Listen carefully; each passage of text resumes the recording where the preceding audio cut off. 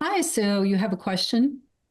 Yeah, I really want to hear you speak more on what it really means to lose our life on the spiritual path. What is it that we're actually truly being asked to do? It sounds like you have some connection to this. Something has taken place for you as well. Some understanding. Yeah, like, is it like what is it that we're really being asked to give up? Is it a gradual letting go of our attachments to the world, our identity dissolving? Like, what does it actually mean to die? Yeah. Well, all that's false is going to die, and Mm. there's a lot of confusion that takes place. In terms of like when we hear about identifications. It's not about identifications. It's about coming in alignment, an inner alignment with what we know to be true. When we all have a compass inside that is wanting to guide us and is guiding us if we were only to listen. And so we sharpen our listening and we get in alignment with what it is that we are sensing at first, that this kind of wisp of a scent almost of guidance of follow this. This is more true. This is how you're supposed to align with life, and things fall away when you hear that saying die before you die. Is all that's false is going to be falling away. It's similar to a sculptor, when they're chipping away at stone, and what is within reveals itself, and the sculptor already kind of has a sense of what is there, and all they're doing is getting out of the way enough to be able to tune into what is lying there, what is already there for them. And that's what happens with us, is that we're meant to align ourselves kind of like an antenna and listen and honor what it is that we're hearing and follow that. Because without following it, we don't get more understanding. So the more we follow, the more that we're given in terms of, yes, this is the direction. Yes, this is what you're supposed to be putting your attention on, or how you're supposed to be living your life, who you are even supposed to be connecting with, what kind of work, how to take care of yourself. All these things, they live within us as um, understandings of what is in right relationship as life with life. And so die before you die is just where those the shreddings of the sculpture, are falling off. So all that is dying. It's not necessary. And is it a real dying, or is it more of an appearance? So what's false dies and what's true gets to make an appearance. And that's why they call it, like in Zen, they call it your true face. Your true face, your authentic self makes an appearance and is able to be born, reborn. You're born here fresh. What has always been within you makes an appearance. Does that make sense? So are you talking about not my will, but the Father's will, like what Jesus referred to? The Father and I are one, and something else comes forward, and the personal will it takes a backseat. Something else takes over. Is that what you're meaning? Like the Mm-hmm. personal will is no longer. Yeah, the personal will that is imagining, yes, it's not even real, but it imagines itself to be real. And so universal will, what has always been here and in the background, really actually running the show, the personal self, that sense of a personal self is a fabrication, Mm, a mm, veil lying over what is already running things. This idea of being a doer is not even true. It's a sort of like a mechanism arising out of consciousness within a human being that is able to reflect. And so it imagines that there's something here that is doing, when really it's just that playing different parts. It's the same universal will, it's the same father, as you would, if you wanted to call it that, the same creator, that is doing, but it seemingly has these different parts of there's a personal self here, there's, the idea of that. But then we have this, falling away, which we call awakening, into what has always been true, which is that the universal will, life itself, has been living this. We're being lived. Mm. Well, I've had a glimpse of something where the doer did fall away twice, and it wasn't when I was doing anything in particular that was what you call spiritual. I was just with my daughter, interacting with her, and then all of a sudden I died, something died, and then it was just happening. And there was throwing, we were playing a throwing game and throwing was happening, but there was no doer there doing the throwing. Is that what you're talking about? Is that a glimpse of the death that can take place permanently? Sure, sure. It's like the doer just moved out of the way. The attention went elsewhere, and that's part of the deconstruction, that takes place over time. That we get to find out that there's something else really living this, and there's a relaxation that can take place. The more that Mm, those kind of incidences happen, and trust is gained that this is safe, this is good, and it's pleasant, and that's not scary. Then when there's something that can relax inside and just let what is running the show and doing already take your hands off the steering wheel, so to speak. mm, Is driving this? What is doing the functioning? And mm, now, does there need to be a, a doer, what is it called? People who what the character, the idea of a narrator, all that. Does that really need to be there for doing to happen? And that's mm, something I point out in my courses and classes and so on, is to practice just being sort of unbounded, let yourself relax and be unbounded. It's something called lantern consciousness, where instead of a spotlight consciousness, that it's more diffused and more unbounded and lantern-esque. And so mm. then you see, is doing happening within it? Isn't doing happening all the time anyway? Like you've noticed probably. And then suddenly the mind kicks in, and it's so fast, and it thinks that there's a doer here, but when all along doing has been happening. Mm, mm. So it sounds like it's all about surrender. Like there's little surrenders along the way, but there's a final surrender where something eventually just dies and completely relaxes. So in those moments, something relaxed enough for that to come forward, Yeah. and yeah. So it was a glimpse, but yeah, it didn't stick. It didn't stick because you have a strong personal will, you know. Mm, And most of us do have a strong personal will, and that's what gets in the way. And it's right. and especially if we're very capable, or we had to have a strong personal will because things were so messy, maybe growing up, out of control, or so, it's kind of like as we grow up, there's like this the sense of needing to be able to make something happen, because otherwise things could fall apart. And so it becomes almost a part of our own capacities, our resilience is that I'm capable, I have a strong personal will. And it gets one kind of far in life sometimes. It's not a problem per se, but when we're doing the spiritual journey, all that wants to be deconstructed because it's never been true. It's been more of a coping strategy. It's helped make something work, but it's been fault. It's been the fault. It's not been completely true. Mm, mm, mm. There isn't a Yeah. small personal self only making everything happen. It's part of a greater whole. And so Mm, it's not really a dying. And I like what you said about surrender. Surrender, I always picture surrender as like falling backwards.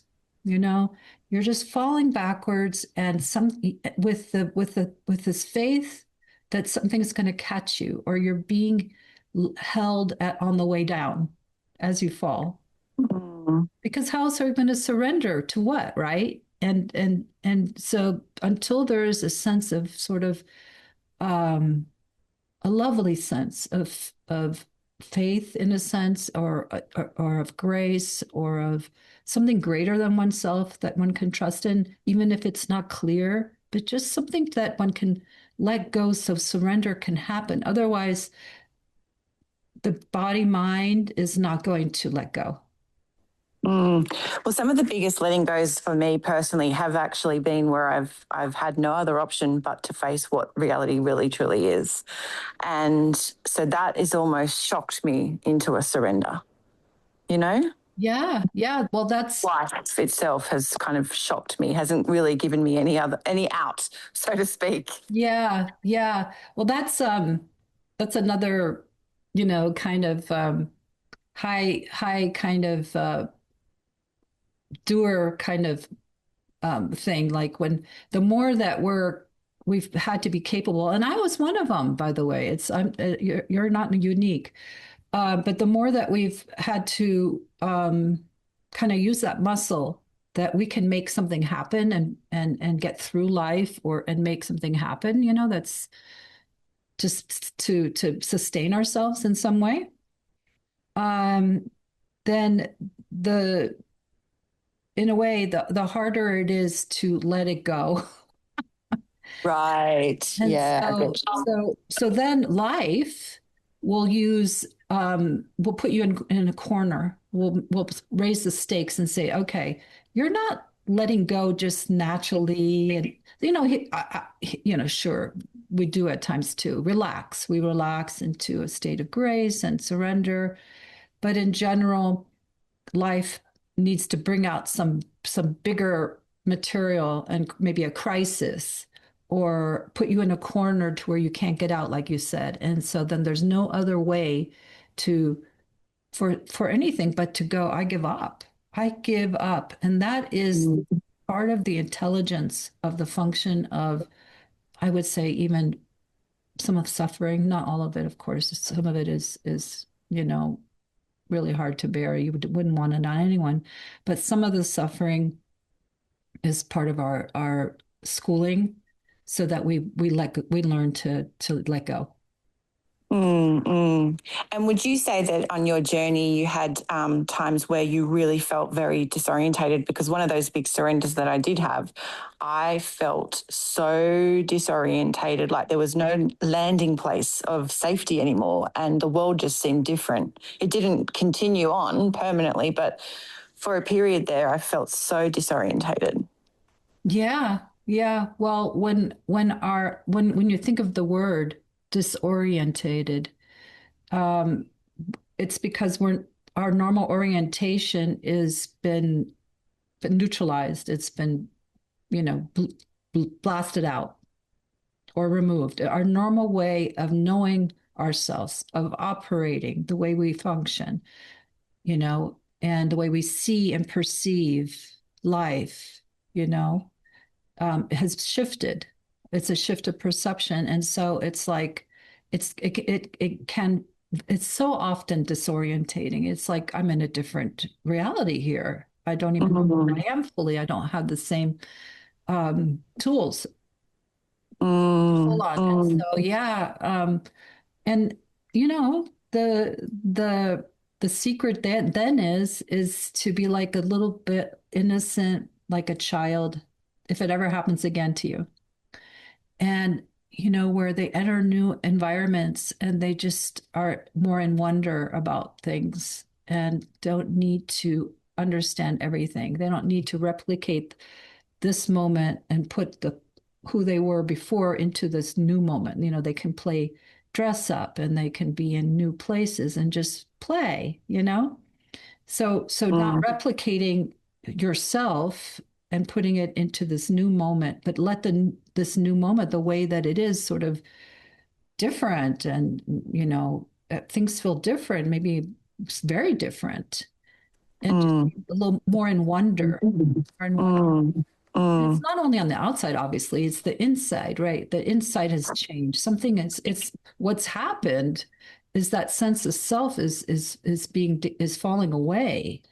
And so there's less orientation because you can't reflect on yourself in the same way and find yourself there the same way. Yeah. So it's like, I can't, there's nowhere to land here. Yeah.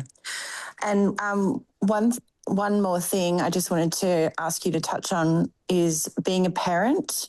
Do you, and yourself being a parent as well, do you feel like it takes longer for a parent to fully have that final letting go, that surrender? Mm, Do you think it's different for a mother? I do. I do. And it could be for a man as well if they take that role on, because some men do. They're the primary caregiver, or for whatever reason they had to rise up to be that mama bear kind of thing. But yeah, primarily it's a mother thing. And yeah, I think it's because it's in our genetics and our DNA to sacrifice our lives for our children if it came to that. Unless something goes, there's a glitch. Not all mothers are like that, but it's in our genetics. It's like we would, without even thinking about it, we would sacrifice our life if we had to. If a bear was coming, we would stand in front of the child, right? Mm, mm, So it's like it's not even a thought. It just happens. It's just mm, instinctual.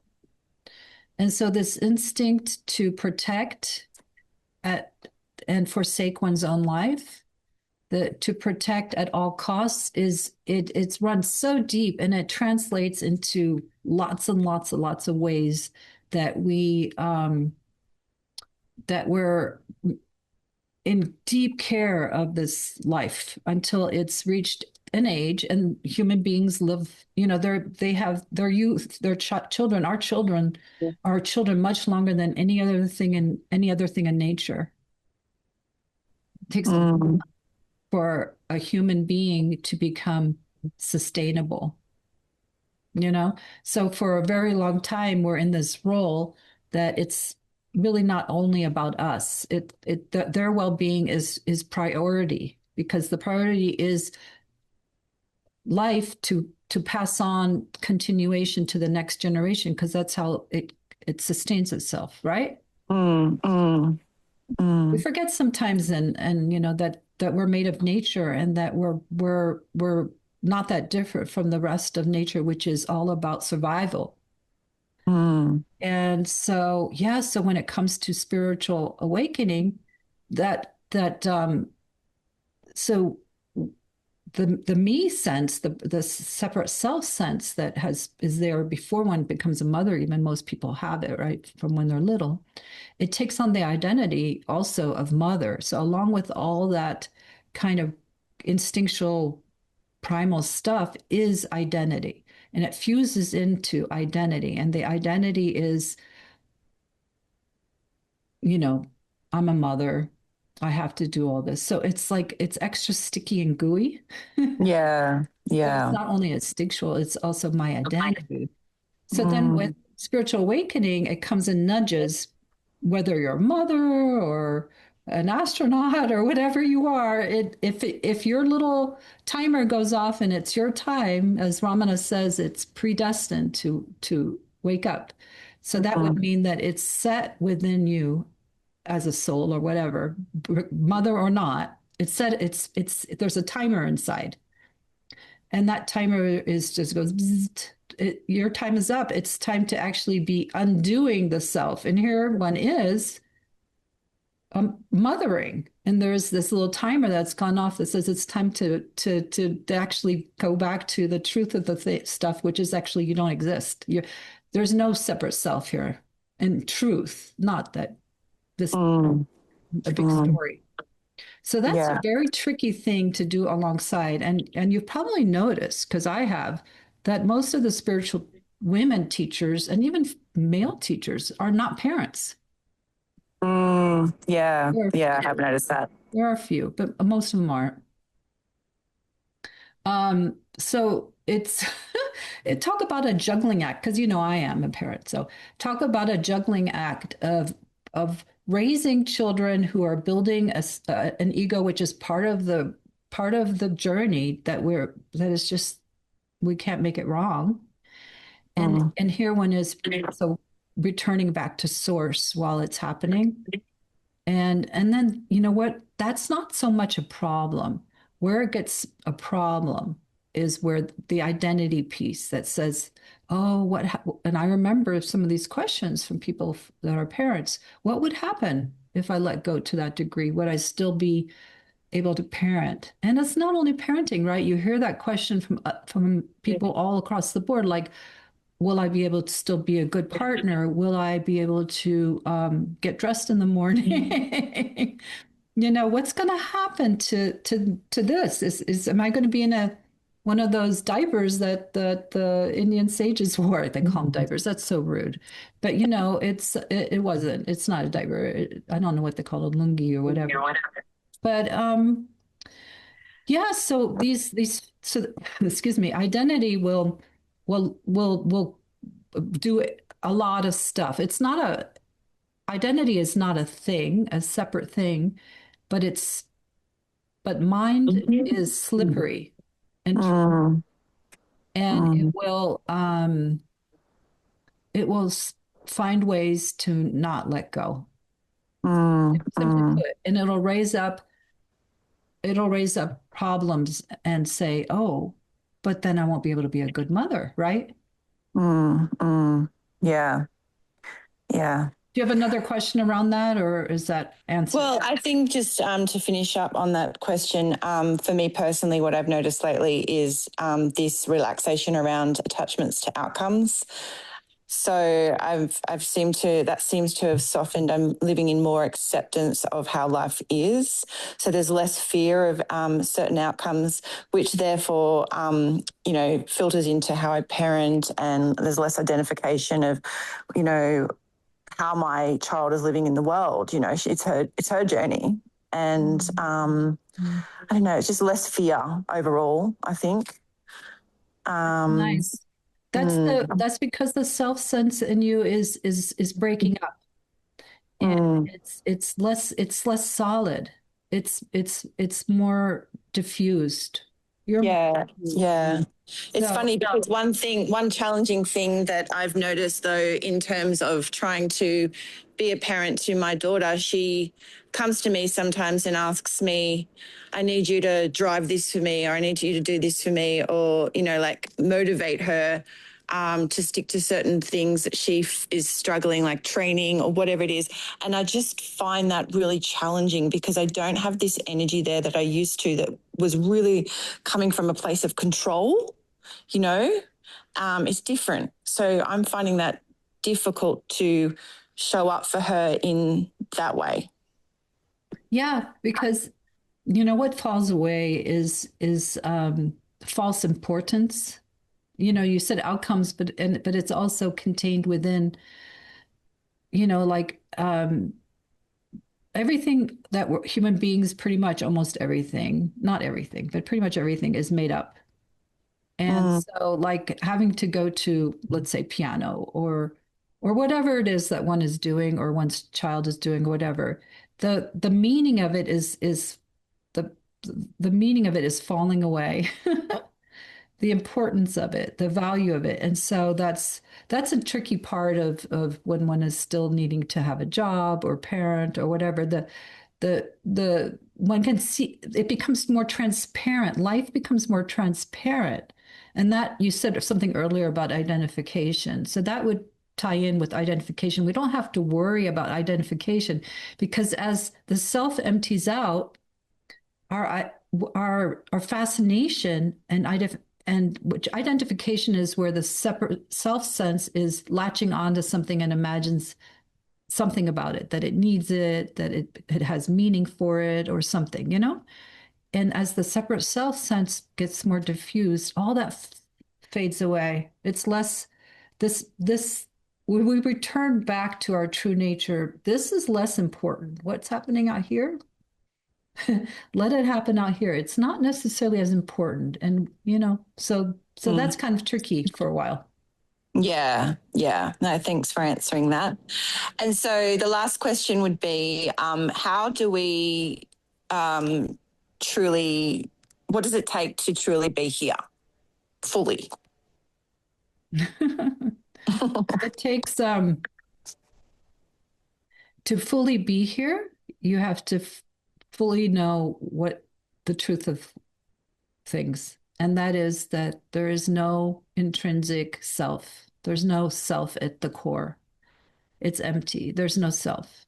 So to truly be here, we have to really realize that everything at its core is empty, including this.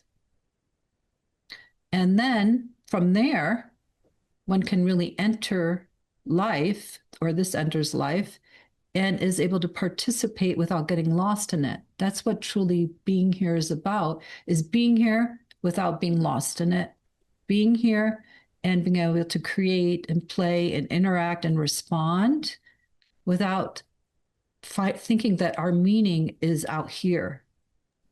Who we are, Mm, our sense of self is not, we're not looking for it anymore. So when we're mm, looking for ourself anymore, because it's been seen that there's no center to consciousness, mm, mm, then we're not looking to be filled up and find meaning everywhere.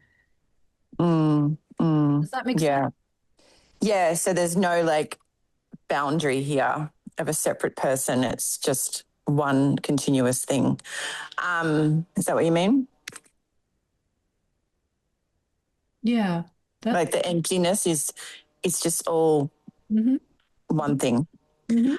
And so yeah, Jesus spoke about living in the world but not being of it. And I think that's what you were just referring to. I think it's the most beautiful, succinct way to put it of how to be here is be, Mm, but not of it. And then what is here is the world living. It's very similar to the Buddhist emptiness and form, right? So mm, emptiness is the not of it, and form would be of it, being in the world. And so they say they co-arise, they're one, they're not two. So emptiness, which is at the center of all existence, which has been discovered scientifically at the core of every atom, and there's nothing. So that's emptiness. And then form is matter. Matter is everything, being in the world. So mm, in the world, but not of it. Emptiness and form being one great whole. And that's the mystery and movement. It's it's empty, it's beyond it all. It's prior to it all. And it is the all. And that's the best way for it to be here. And to be mm, in that way, conscious, not in the world, but not of it, consciously. And we, for some reason, we're on this journey to be here consciously by having first been lost in content. mm, We're first lost in the world, right? mm, mm, And then we mm, wake up that not of it. We wake up to the not of it part. But then we're mm. meant to re-enter being in the world. Yeah. I really like that story about the prodigal son, how he goes out and experiences the world and pretty much exhausts himself and then realizes that, you know, it's just too much suffering. It's not giving him what he's looking for. And he comes back to the Father within eventually. It's kind of like the story of our journey of life, getting lost and then coming back home again. Yeah, that's so true. Yeah. It's been part of the human journey for centuries, hasn't it? Thousands of Mm. years. I really love Jesus's teachings. And as you know, I've come from a Christian background, but I've sort of come all the way back around and I don't see it through the Christian lens anymore. It's more from an experiential, you know, my own personal understanding. I could never understand his teachings beforehand when I was coming from a religious mindset. Mm. But his teachings are so beautiful, and it's lovely that I've been able to not throw him out with Christianity, and I've been able to come back and realize actually he's just been misunderstood. Do you I know what love I mean? that. I love that. What a gift to give yourself and any others that you speak to about this, is that there's wisdom and knowing that's coming from the inside, and it's penetrating these teachings, and with this understanding of what has been within them the whole time. You know, Mm, be still mm, and know that I am God. Be still. I mean, mm, they're beautiful teachings. Yeah, mm, mm. especially the more contemplative aspect of Christianity Yeah. and the Gnostic traditions, the original, teachings, Mm, mm. they got Yep. all distorted. Yeah. Yeah, I love that you're returning to that in yourself Mm, organically. It's happening just by itself, organically. mm, mm. Yeah, it's nice to be able to appreciate all these different ways of speaking about truth rather than being self-righteous and saying my truth is the one and only truth. Because I was caught up in that, and it was out of fear. So it's so freeing to be less divided inside and less judgmental and self-righteous, and to be able to embrace and appreciate all traditions, because all traditions have truth in it. It's just a different way of expressing it.